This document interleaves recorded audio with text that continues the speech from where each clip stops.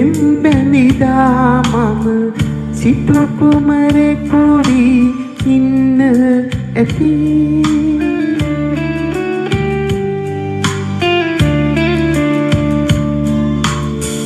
ඒ සිටු කුලයේ කුමරිය වී ඔබ මේ ලෙස මට රිදවන්න ඇති.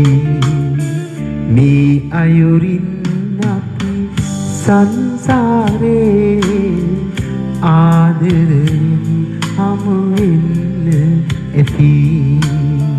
මේ අයුරින් අපි දවසක් දා සසර මගදී වෙන් වෙන්න ඇති.